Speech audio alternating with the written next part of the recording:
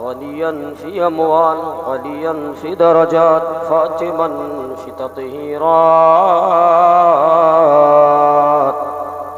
حسنا في صفات شهيدا في تجليات زين العابدين بعبادات باقرا في علم الأولين والآخرين بمعلومات صادقا في أقوال كاملا في جميع أحوال متمكنا في مقام الوداع جوادا كفه عند الوطا غياث المستغيثين غاث العالمين معين الملة والدين أشرف الأولين والآخرين أما بعد فأعوذ بالله من الشيطان الرجيم بسم الله الرحمن الرحيم لقد من الله على المؤمنين إذ بعث فيهم رسولا ونحن على ذلك لمن الشاهدين والشاكرين درود شریف پڑھ لیجئے اللہ رب محمد صلی اللہ علیہ وسلم نحو عباد محمد صلی اللہ علیہ وسلم. ایک بات بتائیے، جب پوری رات بیٹھنے کا پاور ہی نہیں ہے تو 3 بجے رات تک کیوں جلسہ کرتے ہیں؟ بولیے نا. بچہ لوگ کو بیٹھا دیے ہیں، بچہ کا باپ لوگ غائب ہے، کہاں گیا ہے پتا کیجئے. تو پتراتو ڈیم تو نہیں گیا ہے.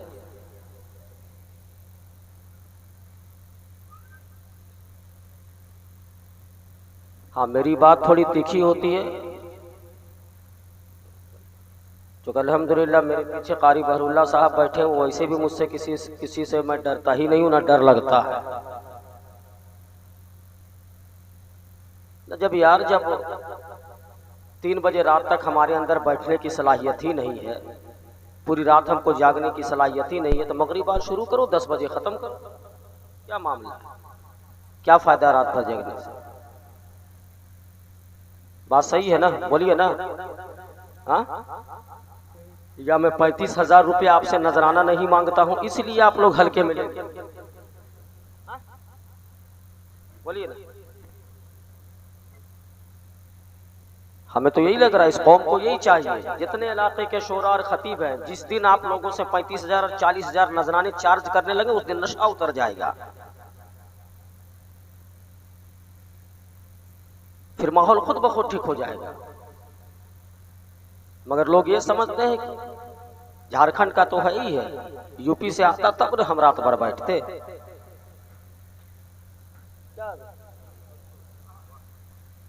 نہ کون آیا ہے پڑھنے کے لیے؟ وہ مظہر فیضی صاحب پڑھ رہے ہیں.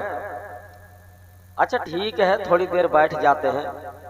وہ جو ناچ کے نہیں پڑھتا ہے کلکتہ والا، 4 بار یہاں دوڑتا ہے 4 بار وہاں دوڑتا ہے، وہ رہتا تب ٹھیک رہتا.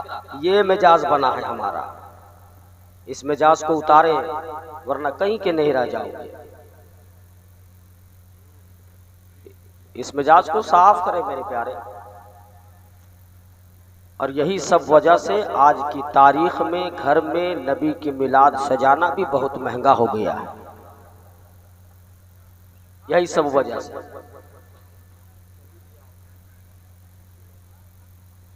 اس لیے اس مزاج کو اتاریے. یہ کوئی ضروری نہیں ہے کہ رات بھر جلسہ کیجیے، کوئی ضروری نہیں ہے. مغربات شروع کیجیے، عشاء کے 10 بجے تک 11 بجے تک بالکل پروگرام کا اختتام کیجیے. اور اگر پھر نہیں رات بھر سننا چاہتے ہیں، اچھی باتیں سننا چاہتے ہیں تو پھر ایمانداری کے ساتھ بیٹھیے، ہے نا. بابو لوگ تھوڑا سا آگے آ جاؤ. ہم تم ہی لوگوں کے لیے آئے ہیں، ان لوگ کے لیے نہیں آئے. ان لوگ ایکسپائری ڈیٹ ہو گئے ہیں. ہاں 40 سے پلس جتنے ہیں میری تقریر کے لیے وہ نہیں ہے. ہاں میں 40 سے پلس والے لوگوں کے لیے تقریر نہیں کرتا ہوں. میں چاہتا ہوں میرا 10 سال کا بچہ، 11 سال 12 سال 15 سال 18 سال 20 سال 25 سال کا جوان اسلام کے سانچے میں آ جائے. ہاں میں یہ چاہتا ہوں. بیٹا ادھر آ جا. ہاں آ جا آگے بہت کرسی خالی ہے، آ جا. ہاں آ جا، میں تمہیں لوگوں کے لیے آیا ہوں. ہاں ماشاءاللہ. باقی ابھی 40 پلس جتنے ہیں میری تقریر کے لیے وہ ایکسپائری ڈیٹ ہو چکے ہیں، بس یہ سمجھ لو. چونکہ میں تم لوگوں کے لیے تقریریں کرتا ہوں. جی انہوں نے اپنی زندگی گزار لی ہے، ان کی عمریں گزر گئی ہے، اب سنبھلنے کی ضرورت تمہیں ہے نا. ہاں اگر دنیا اور آخرت میں کامیاب ہونا چاہتے ہو ایمانداری کے ساتھ بیٹھنا، میں زیادہ آپ کا وقت نہیں لوں گا، میں چاہوں گا 25 سے 30 منٹ آپ کے درمیان رہوں، میں اپنی جگہ لوں، 25 سے 30 منٹ آپ برداشت کر لیں بس، ہے نا؟ ہاں، اور برداشت کرنا ہی پڑے گا، ورنہ دوران گفتگو اگر کوئی اٹھتا ہے تو مجھے ایسا محسوس ہوتا ہے جیسے کہ وہ میرے کلیجے پر اپنا پاؤں رکھ رہا ہے، اور اگر میرے کلیجے پر پاؤں رکھو گے تو میں بھی تمہارے اتڑی اور پھیپھڑے پر پاؤں رکھنے کی کوشش کروں گا، ایمانداری سے، جیسے کو تیسا، ٹیٹ فور ٹیٹ، ہاں میرے ساتھ معاملہ حساب برابر کا ہوتا ہے، اس لیے ایمانداری کے ساتھ بیٹھے، محبت کے ساتھ درود شریف پڑھ لیں، اللہ رب محمد صلی اللہ علیہ وسلم، نحن عباد محمد صلی اللہ علیہ وسلم۔ ممبر پر محترم بشان شخصیت جلوہ افروز ہے، ماشاءاللہ۔ سب سے بڑی بات ہے کہ آج کے اس جلسے میں ایک ہی نقیب ہوتا ہے، مگر الحمدللہ آپ خوش نصیب ہے کہ آپ کے جلسے میں دو نقیب موجود ہیں، بڑی ایمانداری کے ساتھ یہ اپنا کام کر رہے ہیں۔ شاعر اہل سنت غلام دستگیر کو آپ نے بخوبی سماعت کیا، شاعر اہل سنت، شاعر ہندوستان، شہنشاہ ترنم مظہر فیض کا خوبصورت کلام آپ نے سماعت کیا۔ آپ کے خطیب و امام کی بے بہا محبت ہے، جو صبح سے لے کر ابھی تک آپ کے اس پروگرام کو کامیاب کرنے میں اپنی پوری محنت لگا دیے۔ ممبر نور پر علاقے کے رہنمائی کرنے والی ذات حضرت قاری بہر اللہ صاحب قبلہ، جن کی خوبصورت تقریر آپ سماعت کر چکے ہیں۔ میرے بعد انشاءاللہ العزیز چند لمحوں کے لیے حضرت علامہ شہادت صاحب قبلہ کی تھوڑی سی گفتگو ہوگی، اور پھر انشاءاللہ پروگرام کا اختتام ہوگا۔ اعلیٰ حضرت عظیم البرکت مجدد دین و ملت الشاہ امام احمد رضا خان فاضل بریلوی فرماتے ہیں، یا رسول اللہ، سرور کہوں کہ مالک و مولا کہوں تجھے، سرور کہوں کہ مالک و مولا کہوں تجھے، باغی خلیل کا گل زیبا کہوں تجھے، تیرے تو وصف عیب تناہی سے ہی بری، تیرے تو وصف عیب تناہی سے ہی بری، حیرہ ہو میری شاہ کیا کیا کہوں تجھے، لیکن رضا نے ختم سخن اس پہ کر دیا، لیکن رضا نے ختم سخن اس پہ کر دیا، خالق کا بندہ خلق کا آقا کہوں تجھے، خالق کا بندہ خلق کا آقا کہوں تجھے۔ میرے پیارے یاد رکھنا اس پاک پروردگار کا ہمارے اور آپ کے اوپر کتنا فضل ہے۔ بس میں دو روایتیں پیش کروں گا، تھوڑی سی آپ کی ذہن سازی کروں گا، مکمل 30 منٹ میں انشاءاللہ پوری گفتگو کو میں سمیٹ لوں گا، تاکہ ہمارا جوان بہتر ہو جائے، ہمارا بچہ بہتر ہو جائے، ہمارا 15 سال کا نوجوان بہتر ہو جائے، ہمارا 18 سال کا جوان بہتر ہو جائے۔ مگر آمد رسول کی بات ہے، ماہ ربیع الاول کا پورا بہار موسم ہے، اس حوالے سے بھی تھوڑی سی گفتگو ہونی چاہیے۔ جی لگا کے پورا مجمع محبت کے ساتھ بولے یا رسول اللہ۔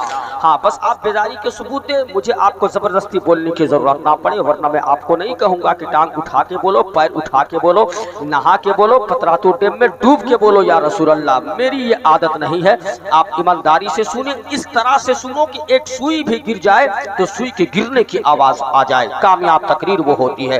ہو ہنگامہ اتنا مت کرو، اتنا ہلہ حسرات مت کرو کہ میں بولوں کچھ تو سمجھنا کچھ، میں بتاؤں کچھ آپ کے ذہن میں بات نہ آئے۔ بات ابھی تک آپ کے ذہن میں اتر رہی ہے اور آواز صاف جا رہی ہے نا؟ بولیے پورا مجمع، آواز صاف جا رہی ہے نا؟ آواز صاف جا رہی ہے؟ ہاں چلیے اب آواز صاف جا رہی ہے انشاءاللہ العزیز۔ ذرا غور کریں اس پاک پروردگار کا کتنا ہم پر فضل ہے اور کتنا احسان ہے۔ ذرا غور کرنا، اللہ رب العزت نے اس 18,000 پوری عالم کائنات میں 18,000 مخلوقات کو خدا نے پیدا کیا، مگر اس 18,000 مخلوقات میں سے ہمیں اور آپ کو انسان بنایا۔ یہ رب کا فضل ہے، رب کا کمال ہے۔ ذرا غور کرنا، رب نے ہمیں انسان بنا کر بھی خدا نے یہ نہیں کہا کہ بندو یاد رکھنا میں نے تجھے انسان پیدا کیا ہے، یہ میرا احسان ہے۔ خدا نے ایسا کبھی نہیں کہا۔ ہمیں جسم عطا کیا، خدا نے احسان نہیں جتلایا۔ اس جسم کے اندر خدا نے جان دی، حرکتیں دی، مگر اس پروردگار نے ہمیں اور آپ کو احسان نہیں جتلایا۔ خدا نے دنیا دیکھنے کے لیے آنکھیں دی، اور جب یہی انسان با کمال ہو جاتا ہے تو اسی آنکھ سے مدینہ منورہ کی بھی زیارت کرتا ہے، خانہ کعبہ کو بھی دیکھتا ہے، مگر اللہ رب العزت نے ہمیں اور آپ کو کبھی احسان نہیں جتلایا۔ اس اللہ رب العزت نے چلنے کے لیے پاؤں عطا کیے، مگر خدا نے کبھی ہمیں اور آپ کو احسان نہیں جتلایا۔ ذرا غور کرنا، ہاتھ دیا رب نے اور اسی ہاتھ میں قرآن کو رکھ کر ہم تلاوت کرتے ہیں، مگر اللہ نے کبھی احسان نہیں جتلایا۔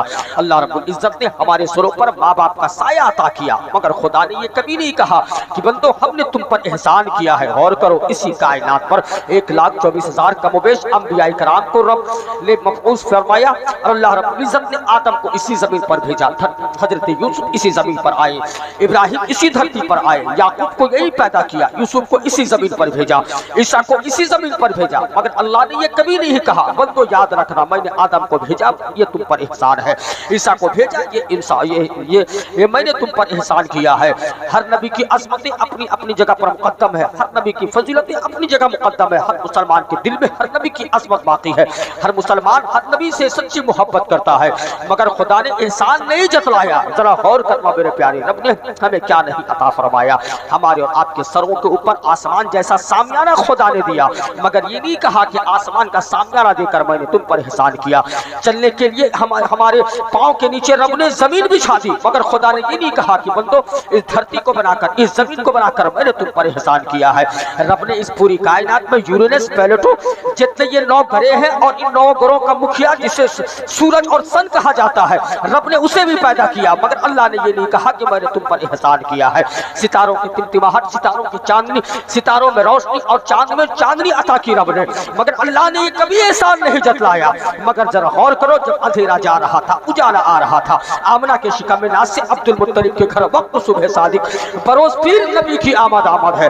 جیسے ہی مصطفیٰ اس خاک دانے کی تھی پر تشریف لاتے ہیں، اب خدا کہتا ہے لقد من اللہ علی المؤمنین اذ بعث فیہم رسولا. اب مسلمانوں یاد رکھنا، اپنا محبوب بھیج کر ہم نے تمہارے اوپر احسان کیا ہے. تو مصطفیٰ کی آمد ہمارے اور آپ کے اوپر احسان خدا کا کہ رب نے ہم اور آپ کو مصطفیٰ جیسا نبی عطا کیا. آقا علیہ السلام کی غلامی میں ہمیں اور آپ کو پیدا فرمایا. یہ رب کا احسان ہے، رب کا فضل ہے. اس لیے ہم جب ایسے مسلمان ہیں تو ہمیں مصطفیٰ کا کردار اپنانا ہوگا. اپنی زندگی چاہتے ہو، کامیابی چاہتے ہو، تو نبی کے کردار کے حوالے سے اب آقا علیہ السلام کا جو فرمان ہے اس پر عمل کر لو. بالکل میں مختصر گفتگو کروں گا آقا علیہ السلام کے اور نبی کی فضیلت کے حوالے سے. بس ایک روایت سن لو، اس کے بعد انشاءاللہ میں آپ کی ذہن سازی کروں گا. چونکہ وقت نہیں ہے اتنا، اور اتنا وقت اور اتنا ٹائم نہیں ہے کہ مکمل طور سے آمد رسول پر یا کسی آمد رسول پر اور نور کے حوالے سے گفتگو ہو جائے. چونکہ ہمارے بچے بیٹھے ہیں، ان کے ذہن کے حساب سے مجھے گفتگو کرنی ہوگی، ان کے حساب سے ہمیں بات کرنی ہوگی. اس لیے میں چاہتا ہوں کہ ہمارے بچے میری بات کو سمجھے. خواتین اسلام بیٹھی ہیں، وہ میری بات کو سمجھ جائے. میں سمجھوں گا کہ آج کی تقریر کامیاب ہو گئی. محبت کے ساتھ کہہ دو یا رسول اللہ. ذرا غور کریں، اگر مصطفیٰ کی بات کریں تو آقا علیہ السلام کی ولادت سے پہلے جتنے نبی دنیا میں آئے، ہر نبی نے آقا علیہ السلام کی ولادت کا ڈنکا پیٹا.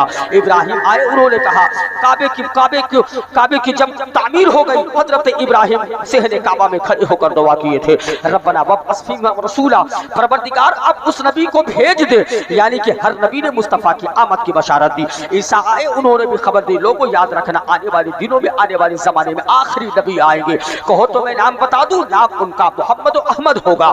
حضرت عیسیٰ علیہ السلام نے تو نام تک بتایا، حضرت موسیٰ نے بھی مصطفیٰ علیہ السلام کی آمد کا ڈنکا پیٹا.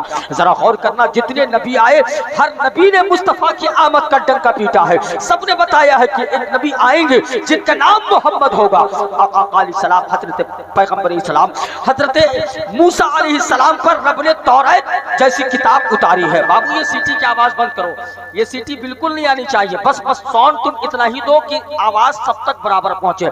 سیٹی نہیں، ایکو نہیں، بالکل آرام کے ساتھ سماعت کریں. ذرا غور کرنا میرے پیارے، اب ذرا غور کرنا. حضرت موسیٰ علیہ السلام پر جب توریت اتاری نا، تو توریت میں بھی میرے نبی کا ذکر تھا. توریت کے اوراق میں اور توریت کے صفحات پر میرے مصطفیٰ کا ذکر تھا.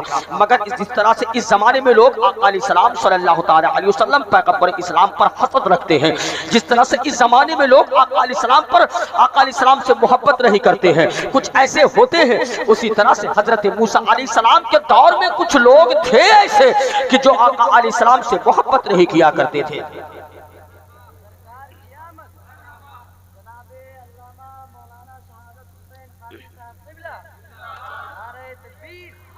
جی اب آرام کے ساتھ سنیں، ذرا غور کرنا. ہر زمانے میں لوگوں نے مصطفیٰ سے، کچھ ایسے لوگ ہوئے ہیں جن کو آقا سے پیار نہیں تھا. ذرا غور کرنا، حضرت موسیٰ علیہ السلام کے زمانے میں بھی کچھ یہودی تھے، جب توریت پڑھتے اور جہاں جہاں پر میرے نبی کا نام آتا، جہاں جہاں پر میرے مصطفیٰ کا ذکر آتا، اس جگہ پر وہ انگلیاں رکھ دیا کرتے تھے. ایسے لوگ تھے اس زمانے میں. ایک یہودی اسی طرح سے توریت کھول کر پڑھنا شروع کیا، توریت کے چند ورقوں کو کھول کر پڑھنا شروع کیا. دیکھا کہ مصطفیٰ کا نام آ گیا ہے، دیکھا محمد کا نام آ گیا ہے. وہ یہودی سوچتا ہے کہ اس کتاب میں تو صرف حضرت موسیٰ کا ذکر ہونا چاہیے، اس کتاب میں تو صرف محمد کا نام آنا چاہیے تھا. مگر یہ کون سے نبی ہے جو ابھی تک آئے نہیں ہے؟ اس کتاب میں صرف موسیٰ کا نام آنا چاہیے، چونکہ وہ میرے نبی ہے. مصطفیٰ کا نام اس کتاب میں کیوں ہے؟ اس لیے انہوں نے کیا کیا، کوئی سامان اٹھایا اور سامان اٹھا کر مصطفیٰ کے نام کو کھرچنا شروع کیا. یعنی کہ مصطفیٰ کا نام 1 2 3 4 صفحے کے اندر 4 جگہ پر نبی کا ذکر जिक्र था, उन्होंने चारों जगहों से मुस्तफा का नाम मिटा दिया, यानी कि काट कर खुरच कर उसे निकाल दिया। अब जब निकाल दिया फिर किताब को अपने तख्ती पर रख दिया। मैं बात को मुख्तसर करूंगा। जब किताब को तख्ती के ऊपर उसने रख दिया, कल का जब सूरज निकला है फिर वो सोचता है कि चलो जरा चल करके आज फिर तौरात पढ़ लेता हूँ। याद रखना वो यहूदी था, हजरत मूसा की उम्मत में था, नबी से उसे मोहब्बत नहीं थी, बल्कि जहां जहां पर मुस्तफा का नाम आता उसे बड़ी तकलीफ होती थी। वो 4 जगह से आका अलैहिस्सलाम का नाम मिटा चुका था। अब जैसे मिटा दिया, दूसरे दिन सूरज का उजाला निकला है, फिर तौरात को निकाला है, बैठ गया अपने घर पर, जमीन पर बैठकर फिर तौरात को निकाला और खोलना शुरू किया। मगर क्या देखता है कि मिटाया तो 4 जगह से था, मगर अब नबी का नाम 8 जगह लिखा हुआ है। मिटाया कितनी जगह से था? बोले मिटाया 4 जगह से, मगर अब मुस्तफा का नाम 8 जगह लिखा हुआ है। अब वो पागल हो गया, किताब बंद किया, सीधे बीवी के पास, वैसे भी सीधे बीवी के पास, और गुस्से में पूछता है इसमें किसने लिखा। वैसे हम मुसलमानों की और हम नौजवानों की आदत होती है कि गुस्सा बाहर में होता है, उसकी करतूत गुस्सा इंसान बाहर में होता है, आ करके झगड़ा घर में करता है बेवकूफ। ये हालत हमारी हो चुकी है। अपनी करतूत का नतीजा बाहर किसी से बात करने का तरीका नहीं, कैरेक्टर बेहतर नहीं है, न बात करने का ढंग है, न बोलने का तरीका है। उम्र हो गई है 25 साल की, मगर बात करने का तरीका नहीं है। न इमाम के साथ बात करने का शऊर है, न बड़े के साथ बात करने का शऊर है। अदब का नाम का पता ही नहीं, जिससे चाहे झगड़ा कर लिया, घर आने के बाद फिर बीवी से और कभी बच्चों को बिला वजह डांटता है। यह हालत उस दौर में थी। चूंकि यूं ही देखा कि किताब में मुस्तफा का नाम 8 जगह लिखा हुआ है, वो झुंझला सा गया, झुंझला के उठा और बिल्कुल अपनी बीवी के पास गया और तड़प के कहा, मेरी बीवी जरा ये बता दे, मैंने तो यहाँ पर मुस्तफा का नाम 4 जगह से मिटाया था, मगर अब इस किताब में आका का नाम 8 जगह आ गया है। ये इस 8 जगह को लिखा किसने? किताब में इसी जगह पर रखा था। बीवी कहती है जबान पे लगाम डाल, पागल हो गए हो काम, मैं अनपढ़ हूँ, पढ़ना लिखना नहीं जानती, मुझे पढ़ना लिखना नहीं आता, मैं अनपढ़ हूं, मैं क्या लिखूंगी? तू जाने और तेरा काम जाने कि किसने लिखा और किसने मिटाया, मुझे क्या मतलब है। बच्चों को कहा, बच्चों ने भी टपट कर कहा कि लगता है बाप मेरा पागल हो गया है, करता कुछ नहीं है, बस यूं ही बहकी बहकी सी बातें करता है। फिर आखिर वो किताब को फिर खोला। अब 8 जगह से जहां मुस्तफा का नाम लिखा मिला, फिर उठाया कोई सामान और फिर नबी के नाम को वो खुरचना शुरू किया, और 8 जगह से फिर वो मुस्तफा के नाम को मिटा दिया। और मिटाने के बाद फिर किताब को रख दिया एक तख्ती पर और नीचे बिस्तर लगा दिया, और इस इंतजार में था कि अब मैं पूरी रात जाग करके देखूंगा कि किताब को उठाता कौन है, किताब के नाम में मुस्तफा के नाम को ये लिखता कौन है। मैं तो मिटाता हूं पर लिखता कौन है। मालूम है वो बेवकूफ यहूदी उल्लू की तरह पूरी रात जाग करके किताब की निगरानी करता रहा। पूरी रात वो देखता रहा कि आखिर इसमें नाम में लिखता कौन है। मैं तो दिन में 4 बार मिटाया था, मगर अब यहाँ पर 8 जगह लिखा हुआ आ रहा है। आखिर किसने लिख दिया मुस्तफा का नाम? आज उस तख्ती के ऊपर मैंने तौरात को रख दिया है, नीचे बिस्तर भी लगा दिया है, और बिल्कुल उल्लू की तरह जाग करके किताब पर नजरें गड़ाए हुआ है कि कौन लिखता है मुस्तफा का नाम। देखता हूँ आज आता कौन है। आखिर कहीं मेरी बीवी की ये हरकत तो नहीं है, कहीं मेरे बच्चे तो की ये हरकत नहीं है, कहीं पड़ोसी के कोई लोग आकर के इस किताब को उठा करके कोई लिख तो नहीं देता है। इसी इंतजार में वो रात भर गुजार दिया। जब सुबह का उजाला हुआ है उसे इत्मीनान हो गया, लिखा तो कोई नहीं है, किसी ने किताब को नहीं उठाया है, किताब को किसी ने नहीं छुआ है। जब सुबह का उजाला नमूदार हुआ है फिर किताब खोलता है और किताब लेकर बैठा। जैसे ही किताब को खोलता है, खुदा की इज्जत की कसम, मिटाया 8 जगह से था, मगर अब मुस्तफा का नाम 12 जगह मौजूद है।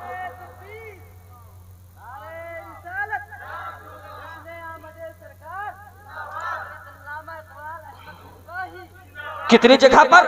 अब कितनी जगह पर नाम मौजूद है? 12 जगह पर। अब जब वो देखा वो पागल हो गया, 12 जगह पर मौजूद है। किताब बंद किया और सीधे हजरत मूसा अलैहिस्सलाम के पास, अपने नबी के पास अर्ज करता है, ए अल्लाह के नबी जरा ये बात समझा दे, अभी जो मुस्तफा आए नहीं है, जो मोहम्मद अभी दुनिया में आए नहीं है, उनका जिक्र आपकी किताब में क्यों है? तौरात में उनका नाम क्यों आता है? तौरात में उनका जिक्र क्यों है? आप मेरे नबी हो, तौरात आप पर उतारी गई है, तौरात में सिर्फ आपका नाम होना चाहिए था, तौरात में सिर्फ आपका ذکر ہونا چاہیے تھا، مگر جو ابھی نبی آئے نہیں ہے ان کا ذکر تورات میں کیوں ہے؟ حضرت موسیٰ کہتے ہیں تو کہنا کیا چاہتا ہے، کھل کر کے بول۔ اب وہ یہودی کہتا ہے میرے نبی میں یہ کہنا چاہتا ہوں جب کتاب آپ پر اتاری گئی تو ذکر بھی آپ کا ہونا چاہیے تھا، ابھی جو نبی دنیا میں جلوہ گر نہیں ہوئے ہیں ان کا نام کتاب پر کیوں ہے، ہماری کتاب پر ان کا ذکر کیوں ہے؟ کہا تم نے کیا کیا ہے؟ کہا حضور کیا بتاؤں، میں نے پہلے دن 4 جگہ ان کا نام پڑھا، 4 جگہ سے مٹایا، دوسری جگہ کتاب دوسرے دن کتاب کو کھولتا ہوں، مٹایا 4 جگہ سے تھا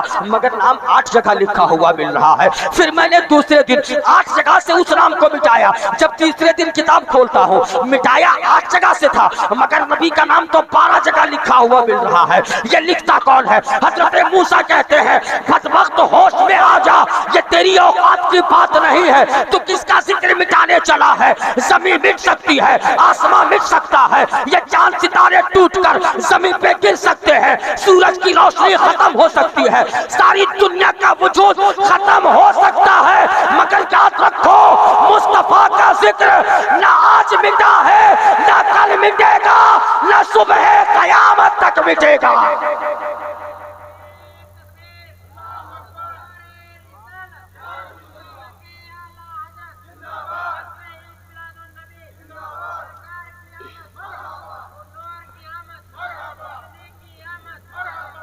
بات سمجھ میں آ رہی ہے؟ بات سمجھ میں آ رہی ہے نا؟ اب میں نے مصطفیٰ کا ذکر کر دیا ہے آمد رسول کے حوالے سے، اب میں جاؤں گا چاہوں گا کہ اپنے جوانوں کی بات کروں۔ اے میرے پیارے جوان، اے میرے 18 سال کے بچے، اگر تو کامیاب ہونا چاہتا ہے تو نبی کے دامن پر آ جاؤ، اگر تو زندگی بہتر بنانا چاہتا ہے تو مصطفیٰ نے جو باتیں بتائی ہے اس پر عمل کر لو، تیری زندگی کامیاب ہو جائے گی۔ مگر آج ہوا کیا ہے ہمارے بچوں کو؟ ان 12 سال 15 سال 17 سال 18 سال کے بچوں کو دیکھو، ہاتھ میں 15,000 کا ایک موبائل کیا رکھ لیتا ہے؟ وہ بیوقوف سمجھتا ہے کہ مجھ سے بہتر کوئی نہیں ہے، ساتھ میں 2 نشیڑی آوارہ بھنگیڑی اور کنجیڑی دوست کیا رکھ لیا، شرابی اور چرسی، وہ سمجھتا ہے کہ مجھ سے بہتر کوئی نہیں ہے۔ مگر سن تو کس کے چکر میں پڑا ہے؟ تو یہ سوچتا ہے کہ یہ دوست تجھے کامیاب کر لے گا، یہ گانجا پینے والا تجھے کامیاب کر دے گا، مگر سن جب تو مر جائے گا، تیری موت ہو جائے گی تو 2 دن وہ تیرے غم میں آنسو بہائے گا کہ وہ میرا سہیل نام کا لڑکا بڑا اچھا دوست تھا، یہ میرا فلانا مشتاق نام کا لڑکا اچھا دوست تھا، یہ میرا بہتر دوست تھا، 2 دن تیرے غم میں وہ آنسو بہائے گا، خدا کی عزت کی قسم گارنٹی کے ساتھ بولتا ہوں، 2 دن وہ آپ کے غم میں آنسو بہائے گا، تیسرے دن جب وہ قبرستان سے گزرے گا تو وہ بیہودہ دوست سلام کر کے بھی نہیں گزرے گا کہ اسی قبرستان میں میرا دوست بھی دفن ہے، چلو چل کر کے ذرا فاتحہ پڑھ لے، چلو چل کر کے اس کے لیے دعا کر لے۔ بتاؤ اس کے ساتھ تو نے پوری رات کبھی گزاری تھی؟ اس کے ساتھ تو نے دن کے اجالے میں کہیں گھومنے گیا تھا؟ کبھی تو بائک ریسنگ کے نام پر آوارہ گردی کیا تھا اسی کے ساتھ؟ کبھی چائے کے اڈے پر اس کے ساتھ آوارہ گردی کیا تھا؟ مگر تیرے مرنے کے بعد تو تیرا دوست بھی تجھے بھلا دیا ہے، تیرا کوئی کام آنے والا نہیں ہے۔ اے میرے جوان بچوں یاد رکھو، اگر تجھے کامیاب ہونا ہے اور اگر کوئی کام آنے والی ذات ہے تو قبر سے حشر تک جب ساری دنیا تجھے تنہا چھوڑ دے گی تو ایک مصطفیٰ کی ذات ہے جو یہاں بھی کام آئیں گے وہاں بھی کام آئیں گے۔ اس لیے کامیابی چاہتے ہو تو مصطفیٰ کے کریکٹر کو اپنا لو، نبی کے کردار پر عمل کر لو، مصطفیٰ کو اپنا ماڈل بنا لو، تیری زندگی کامیاب ہو جائے گی۔ جوان کیسا ہونا چاہیے تجھے معلوم ہے؟ جوان کس انداز سے ہونا چاہیے تجھے پتا ہے؟ آؤ حضرت خالد بن ولید کی تاریخ پڑھو، اس تاریخ کو ملاحظہ کرو، میں اپنے جگہ لوں گا۔ حضرت خالد بن ولید کی ذات ہے، ہزار سپاہی ان کے فوجی گروہ میں شامل ہے۔ حضرت خالد بن ولید عیسائیوں کے قلعے کو کئی روز تک محاصرہ کر لیا ہے، اب عیسائیت گھبرا رہی ہے کہ حضرت خالد بن ولید کی تلوار سے کوئی ہمیں نہیں بچا سکتا ہے، حضرت خالد بن ولید کو کیسے روکا جائے، حضرت خالد بن ولید کو کس انداز سے روکا جائے؟ جنگ کرنا تو ممکن ہے، جنگ کرنا تو ناممکن ہے، حضرت خالد بن ولید سے ہم جنگ میں جیت نہیں سکتے ہیں۔ اپنے پاپ کے فادروں کو تمام عیسائیوں نے بلایا اور بلا کر کے مشورہ کیا، مشورے میں جو بات پاس ہوئی اس کے بعد وہ تمام کے تمام حضرت خالد بن ولید کے پاس جاتے ہیں، عرض کرتے ہیں اے خالد بن ولید سننا، ہم تم سے جنگ کرنا نہیں چاہتے ہیں۔ خالد بن ولید نے کہا سن، اگر جنگ نہیں کرو گے تو یہ قلعہ ہمیں دے دو، اگر جنگ نہیں کرنا چاہتے ہو تو یہاں کی حکومت ہمیں دے دو، اگر ہم سے لڑنا نہیں ہے یا تو جنگ کر لو یا تو پھر یہ قلعہ دے دو، یا ہم سے لڑو یا تو پھر یہاں کی حکومت ہماری ہوگی۔ اس وقت تمام عیسائیوں نے کہا خالد سننا، ہم تم سے لڑنا نہیں چاہتے ہیں، تجھے کیا چاہیے؟ یہاں کا قلعہ چاہیے نا، یہاں کی حکومت چاہیے نا، یہاں کا سب کچھ تیرا ہونا چاہیے نا؟ کہا ہاں، یہاں کی حکومت اسلامی حکومت ہو، یہ قلعہ ہمارا ہو جائے۔ عیسائیوں نے کہا سن، اگر چاہتے ہو یہ قلعہ تمہارا ہو جائے تو मेरी एक शर्त है, अगर तुम उस पर अमल कर लोगे तो किला तुम्हारा हो जाएगा, हम तेरे कदमों में आ जाएंगे, हम सभी तेरे गुलाम बन जाएंगे। हजरत खालिद बिन वलीद ने कहा बोल तेरी शर्त क्या है? उस वक्त तमाम ईसाइयों ने कहा ए खालिद सुन, ये हमारा किला है, किले में एक दरवाजे नहीं दो दो दरवाजे हैं, किले के एक दरवाजे से अपने सिपाहियों को लेकर निकलो, हमारे किले के अंदर एक बाजार है, बाजार के रास्ते से होते हुए किले के दूसरे रास्ते की तरफ तुझे निकल जाना है। अगर तू अपने सिपाहियों को लेकर सही सलामत इस दरवाजे से दाखिल होकर दूसरे दरवाजे से निकल गया तो याद रखना किला तुम्हारा होगा, यहाँ की हुकूमत तुम्हारी होगी।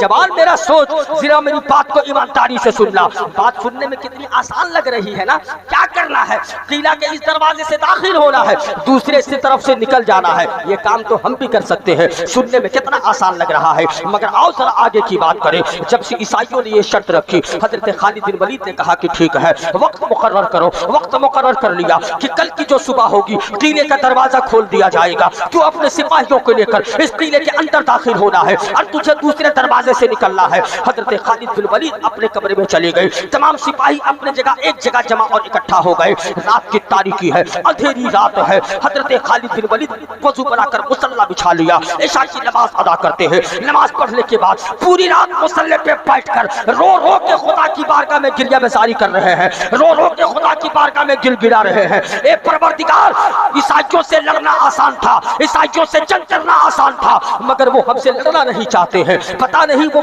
कौन सी चाल है, उन्होंने क्या तदबीरें अपनाई है। मौला, कल की सुबह क्या होगी हमें मालूम नहीं है। ए परवरदिगार, कल की सुबह इस्लाम की सुबह हो, कल की जो सुबह हो, कल की सुबह फतह नुसरत का झंडा हमारे हाथों में अता करना। ए मौला, हम यहाँ तेरे खातिर आए हैं, तेरे दीन के खातिर आए हैं, तेरे महबूब का झंडा लहराने के लिए हम यहाँ आए हैं। ए परवरदिगार, कल हमारी इज्जत की लाज रख लेना, कल इस्लाम के आबरू की लाज रख लेना। वो रात भर गिड़गिड़ा करके आंखों में आंसू लेकर खुदा की बारगाह में रो रो के दुआएं करते हैं। इतने में सुबह की आजान होती है। हजरत खालिद बिन वलीद, फजर का वक्त है, फिर मुसल्ला तैयार करके फिर खुदा की बारगाह में सजदा रेज होते हैं। सजदा करने के बाद थोड़ी देर मुसल्ले में बैठ जाते हैं, फिर तस्बीह पढ़ते हैं। तस्बीह और तहलील जब पूरी कर लेते हैं, इतने में सूरज भी निकल चुका है। अब सूरज की किरणें पूरी दुनिया में फैल चुकी है, अब बिल्कुल सूरज की किरणें, सूरज का उजाला नमदार हो चुका है। हजरत खालिद बिन वलीद अपने तमाम सिपाहियों को इकट्ठा करते हैं। मालूम है उसके सिपाही में कैसे कैसे लोग थे।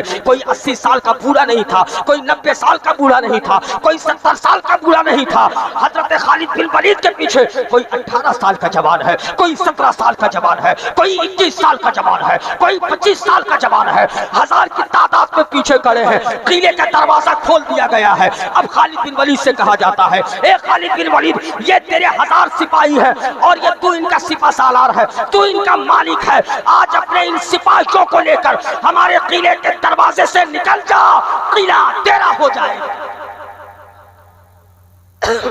गौर करना, हजरत खालिद बिन वलीद के पीछे 18 साल, 20 साल, 22 साल, 25 साल के जवान है। मेरे जवानों गौर करना और हजरत खालिद बिन वलीद के किरदार को मुलाहिजा करो। हजरत खालिद बिन वलीद सोचते हैं कि चलो चल करके किला का दरवाजा खुल चुका है। अपने सिपाहियों से कहा, मेरे सिपाहियों अभी तुम पीछे खड़े रहो, मैं थोड़ी सी देख लेता हूँ, मैं थोड़े जाकर आगे बढ़ करके चेक करता हूँ आखिर इन लोगों ने कौन सी तदबीर की है, ये हमसे लड़ना क्यों नहीं चाहते हैं। सिर्फ इनका कहना है कि किले के अंदर दाखिल हो जाओ, किला तेरा होगा, थोड़ी देर के लिए तुम ठहर जाओ, मैं घोड़े को एड़ लगाता हूँ, किले के दरवाजे पे जाकर अंदर का मुलाहिजा, अंदर का मामलात को मुलाहिजा करता हूँ। हजरत खालिद बिन वलीद घोड़े को एड़ लगाते हैं, किले के दरवाजे के करीब आते हैं, निगाह उठाकर जब किले के अंदर देखते हैं, खुदा की इज्जत की कसम, निगाहें शर्म से खालिद बिन वलीद की झुक जाती है, निगाहें झुका लेते हैं और रोने लगते हैं। इतना रोते हैं कि हिचकियां बन जाती है। रोते रोते आंखों से आंसू के सैलाब जारी हो जाते हैं, दाढ़ियां दर-बदर भीग चुकी है, सारे हैरान है। जब पीछे पलट कर आते हैं तो तमाम इनके सिपाहियों ने देखा कि आज खालिद बिन वलीद बात नहीं कर पा रहे हैं। खालिद बिन वलीद की आंखों में आंसू है, खालिद बिन वलीद की टांगे कांप रही है, खालिद बिन वलीद के हाथ में तलवार कांप रही है। आज खालिद बिन वलीद के हाथ में तलवार अपना जौहर नहीं दिखा रही है। तमाम सिपाहियों ने बेक सवार होकर के कहा था, ए खालिद बिन वलीद, आज बात क्या है, आज तू डर क्यों रहा है, आज तू घबरा क्यों गया है, आज तेरी टांगे क्यों कांप रही है, आज तेरे हाथ क्यों कांप रहे हैं। آج بات کرنے سے تیرے لب کیوں گھبرا رہے ہیں؟ خالد بن ولید کیا آج تیری ہمت کم ہو گئی؟ کیا تو ان سے ڈر گیا؟ کیا عیسائیوں سے تو گھبرا گیا ہے؟ یا عیسائیوں کے پاس فوجی قوت زیادہ ہے؟ یا عیسائیوں کے پاس سپاہی زیادہ ہے؟ یا عیسائیوں کے پاس تلوار اور ہتھیار زیادہ ہے؟ آج تو ڈر کیوں رہا ہے؟ آج تو گھبرا کیوں رہا ہے؟ اے خالد بن ولید تیری شان یہ ہے کہ ایک طرف اگر 1000 لوگ ہو اور تو تنہا ہو تو 1000 کے مقابلے میں تو تنہا بھاری پڑتا تھا، مگر اے خالد بن ولید آج تو گھبرا کیوں رہا ہے؟ آج تیری ٹانگیں کیوں کانپ رہی ہے؟ خالد بن ولید کہتے ہیں سن میں ان سے ڈرا نہیں ہوں۔ کہا پھر اتنی باتیں کیوں ہے؟ پھر تو اتنا گھبرا کیوں رہا ہے؟ کیا ان کے پاس طاقت زیادہ ہے؟ خالد بن ولید کہتے ہیں بات وہ نہیں ہے۔ کہا پھر بات کیا ہے؟ خالد بن ولید کہتے ہیں سن آج اگر لڑائی آج تجھے اگر لڑنا ہے، آج اگر تجھے ان سے جیتنا ہے تو یاد رکھو آج تیری لڑائی تلوار سے نہیں ہے، تیر برچے سے نہیں ہے، بھالے سے لڑائی نہیں کی جائے گی۔ اے خالد بن ولید تو کہنا کیا چاہتا ہے؟ خالد بن ولید کہتے ہیں جب میں نے اپنی نگاہ اٹھا کر قلعے کے اندر دیکھا تو کیا دیکھتا ہوں؟ عیسائیوں نے تیرے ایمان کو خریدنے کے لیے زمین پر سونے کے سکے بچھا دیے ہیں، زمین پر چاندی کی اشرفیاں بچھی ہوئی ہیں، چونکہ ان کو پتا ہے کہ کسی کے ایمان کو خریدنا ہے تو دولت کی ہڑ لگا دو اس کا ایمان بک جائے گا، کسی مسلمان کو خریدنا ہے تو دولت اسے دے دو اس کا ایمان خود بخود بک جائے گا، وہ خود بخود اپنے ایمان کو بیچ دے گا۔ تو آج وہ عیسائی تجھے خریدنے کے لیے زمین پر دولت کے انبار لگا دیے ہیں۔ اور کہا آگے بولو اور آگے کیا ہے؟ خالد بن ولید کہتے ہیں کہ میں رو اس لیے رہا ہوں، ہماری آنکھیں اس لیے نم ہو گئی ہے، زمین پر تو دولت کے انبار تھے ہی مگر ان عیسائیوں نے اپنے 16 سال 18 سال 20 سال کی بیٹیوں کو بالکل لائن لگا کر صف بنا کر کے اپنے بیٹیوں کو وہ عیسائی کھڑے کر چکے ہیں۔ ان بیٹیوں میں سے کوئی آدھے کپڑے میں ہے، کوئی بغیر کپڑے کے ہیں۔ ذرا غور کرنا 18 سال 20 سال کی حسیناؤں کو اس یہودی ان تمام عیسائیوں نے ان 20 سال کی لڑکیوں کو قلعے کے اندر کھڑا کر دیا تھا۔ معلوم ہے کیوں؟ انہیں پتا تھا کہ خالد کے پیچھے 18 سال کا جوان ہے، کوئی 20 سال کا جوان ہے، کوئی 22 سال کا جوان ہے۔ ان کی نگاہیں جیسے جیسے ان خوبصورت لڑکیوں پر پڑے گی خود بخود یہ ایمان کو چھوڑ کر ہمارے طرف آ جائیں گے، خود بخود یہ اسلام کو چھوڑ دیں گے، چونکہ ہر لوگوں کو معلوم ہے اگر مسلمان کو خریدنا ہے تو دولت سے خریدو، اگر دولت سے یہ نہ بکے تو حسن کا جلوہ انہیں دکھا دیا کرو۔ آج وہی حال ہے نا، آج وہی حال ہے۔ ایک کپ چائے میں صدر سیکریٹری بدل جاتا، ایک کپ چائے میں صدر سیکریٹری بدل جاتا ہے، اور 500 روپیہ اگر دے دو تو مکھیا بھی، ہاں 500 دے دو تو مکھیا بھی ہار جاتا ہے۔ تمہیں معلوم ہے کہ اس کو کتنے میں خریدنا ہے، تیری اوقات کتنی ہے، اپنے آپ کو سنبھالو۔ ذرا غور کر پیچھے 18 سال کا جوان تھا۔ خالد بن ولید کہتے ہیں کہ 20 سال کی لڑکیوں کو بغیر کپڑا پہنے کھڑا کر دیا گیا ہے، تاکہ انہیں معلوم ہے ان کی نگاہیں جیسے ان کو دیکھے گی ان کی نگاہیں پھٹک جائے گی، یہ خود بخود اسلام کو چھوڑ کر کے چلے آئے گی۔ مگر اے نوجوانوں ذرا غور کر، حضرت خالد بن ولید نے اتنا کہا ہے، سب رونے لگ جاتے ہیں، ان کی آنکھوں میں آنسوؤں کا سیلاب ہے۔ آج ہمیں کیا کرنا چاہیے؟ آج ہمارا جوان شان سے کہتا ہے کہ مسلمان ہیں ہم، رات بھر واٹس ایپ پہ بیوقوف بزی رہتا ہے، پھر کہتا ہے صبح اٹھ کر کے ہم مسلمان ہیں، رات بھر کسی سے چیٹنگ کرتا رہتا ہے، پھر کہتا ہے کہ ہم مسلمان ہیں، محلے کی لڑکیوں کو پریشان کرتا ہے، پھر کہتا ہے کہ ہم مسلمان ہیں، دوسرے کے دوپٹے کو سر سے اتارنے کی کوشش کرتا ہے، پھر شان سے کہتا ہے کہ ہم مسلمان ہیں۔ اسلام یہ نہیں کہتا ہے بیٹی بیٹی ہوتی ہے، چاہے وہ اپنی بیٹی ہو یا غیر کی بیٹی ہو، غیروں کے بیٹیوں کے اوپر بھی اسلام نے ہمیشہ سروں کو اور ان کے بدن کو کپڑے سے ڈھکنے کا کام کیا ہے۔ اگر حقیقت میں تو سچا مسلمان ہے تو تیرے ہاتھ سے کسی بیٹی کی عزت نہ ٹوٹنے پائے، تیرے ہاتھ سے تیرے پاؤں سے اور تیرے چلنے اور تیری آواز سے کسی بیٹی کا گھر ٹوٹنے نہ پائے، یہ مذہب اسلام کہتا ہے، یا ایسا ہمارا قانون ہے، ایسا ہمارا اسلام ہے۔ مگر ذرا غور کر، جس نوجوان کو دیکھ کر محلے کی بہن راستہ بدل لے تو اس نوجوان سے بہتر گلی کا کتا ہوتا ہے، وہ انسان بہتر نہیں ہو سکتا۔ سکتا جسے دیکھ کر کے کوئی محلے کی بہن اپنے راستہ کو بدل لے، مگر اے میری قوم کی بیٹیوں تجھے کیا ہو گیا ہے؟ آج کا نوجوان ہمارا ایک ٹرینڈ اپنا لیا ہے، آج کا نوجوان ہمارا یہ سمجھتا ہے کہ 14 فروری کو کسی کی بہن کے ہاتھ میں گلاب دے کر ہیپی ویلنٹائن ڈے منانے والا جوان شان سے کہتا ہے کہ ہم مسلمان ہیں، مگر اے بیوقوف سن، آج تو کسی کے بہن کے ہاتھ میں، کسی کی بیٹی کے ہاتھ میں تو گلاب دے رہا ہے، کل وہ دن آئے گا کہ جب کوئی تیری بہن کے ہاتھ میں گلاب دے گا، چونکہ یہ قرضہ ہے، انسان جیسا کرتا ہے پیسہ پاتا ہے، یہ حق ہے میرے پیارے، آپ جیسا کرو گے یاد رکھو اگر جو چیز کا تم درخت لگاؤ گے پھل بھی وہی پاؤ گے نا، تم لگاؤ گے آم کا پیڑ اور اس میں سیب تلاشو گے تو کیسے ہو جائے گا؟ ایسا نہیں ہو سکتا ہے، اس لیے تو کسی کے بیٹے کے ہاتھ میں گلاب دے گا، تو کسی کے بہن کے ہاتھ میں گلاب دے گا، کوئی تیری بہن کے ہاتھ میں گلاب دے گا، یہ قرض ہے، اس لیے دنیا میں تجھے چکانا ہے، اس لیے ان تمام فطرتوں سے باز آ جاؤ۔ اگر حقیقت میں سچا بھائی بننا چاہتے ہو تو جس بیٹی کے ہاتھ میں، جس بہن کے ہاتھ میں تو گلاب دے رہا ہے، گلاب دینے سے بہتر یہ ہے کہ اپنے پڑوسی بہن کے ہاتھ میں دوپٹے دے دو، اپنے پڑوسی بہن کے ہاتھ میں قرآن دے دو، اپنے پڑوسی بہن کے ہاتھ میں حجاب دے دو، اپنے پڑوسی بہن کے ہاتھ میں خریف نماز کی کتابیں دے دو، اپنے پڑوسی بہن کے ہاتھ میں مصطفیٰ کی سنتیں دے دو، اور دیکھ کر اپنی بہن سے کہا اے میری بہن یاد رکھ یہ تیرا بھائی ابھی زندہ ہے، دنیا میں تجھے کسی چیز کی ضرورت پڑے ایک بار آواز لگا دینا، یہ تیرا بھائی تیری ضرورتوں کو پورا کرنے کے لیے اپنی زندگی داؤ پر لگا دے گا، مگر کبھی تیری عزت کا سودا نہیں کرے گا۔ درود شریف پڑھے محبت کے ساتھ، بات صحیح لگ رہی ہے نا؟ بات صحیح لگ رہی ہے نا؟ ہاں درود شریف پڑھے۔